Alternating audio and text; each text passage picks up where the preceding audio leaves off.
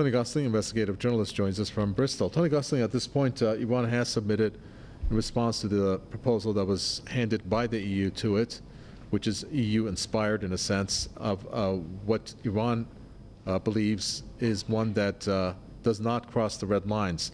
And Iran's stance is, will the U.S. respond to the red lines? Do you think the U.S. will? Well, I honestly cannot tell you, but the thing is here, we're still on talks about talks, which is no good, is it? Because if you remember back in September 2020 and November 2020, when the US presidential election campaign was running between Joe Biden and Donald Trump, Biden promised to rejoin the Iran nuclear deal.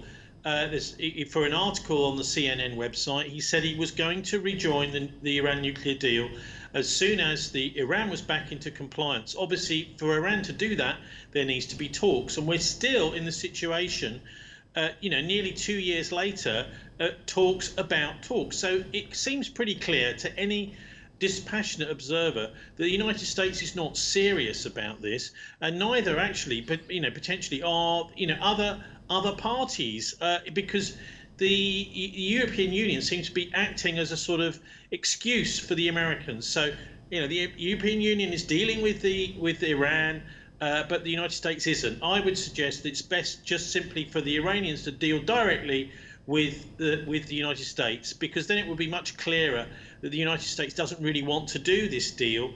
It's not the only promise Biden has broken, by the way, from his election manifesto, which all of which bring big questions about just how much of a democracy the United States is, although, of course, it trumpets its wish to spread democracy around the world. Well, maybe it'd be better if they started at home first, and they actually had a president who did what he said he was going to do when all those tens of millions of people go to the polls and elect him. So in a way, we've got a bit of a mystery here. Something's going on. The Americans, although they're saying they want to rejoin this deal, which of course is very important for Middle East peace, would relax a lot of people. It would mean that much less money needed to go on arms spending. And maybe it's the pressure by the arms lobby in the United States that wants that money to be spent on arms, on potential war, on fear, that's forcing Biden's hand in making sure that we don't even get to the table yet, 2 years after these promises by Biden were made to the American people. Well, they can look to China for that. But Tony Gosling, Iran made a clear announcement about through its foreign minister, Hossein Amir-Abdollahian, who announced that it did respond to the EU proposed draft on this, that if there is no agreement, that Iran does have a plan B, just like the U.S. has said it does have a plan B. What do you think about these plan Bs? Well, I think certainly from the US point of view and the Israeli point of view, because both of them are very much aligned, we need to look back at the possibility, and I'm not saying this is definitely true, that they want war. That could be plan B. And what we've seen back in the 1800s is this plan put forward by Albert Pike, who was the Grand Master of the Scottish Rite Freemasonry, to have a Third World War designed to discredit and really to blacken the name of all the biblical faiths, the Jewish faith, the Islamic faith, Christianity. He said that the Third World War must be fomented by taking advantage of the differences between political Zionists and their leaders of the Islamic world. The war, he said, must be conducted in such a way that Islam, that is the Muslim Arab world, and political Zionism mutually destroy each other.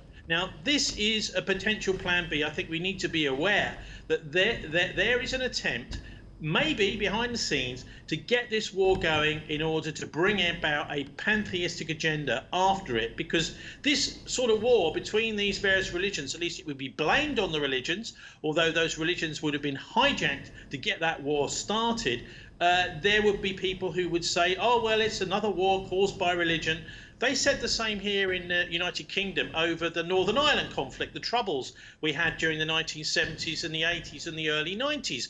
Actually, anybody that lived in Northern Ireland, like I did, knew that it was nothing really to do with the faiths and religions. And actually, it was the faiths and religions the religious leaders that brought about the Good Friday Agreement that finally brought peace. So I think actually the religions will not be discredited even if there is a war, and actually it will be the religions that bring people back together, and that they are the best peacemakers, because actually we're all based on the same, all of the monotheistic faiths are based on the same 10 commandments. We're based on the same religious beliefs. And so I hope that even if, the Americans do get a war started, as I believe they want, along with the Israelis, that actually it's the people of faith that will ultimately bring about peace. And that's where the hope lies. Thank you for that. We appreciate it, Tony Gosling, investigative journalist from Bristol. Thank you.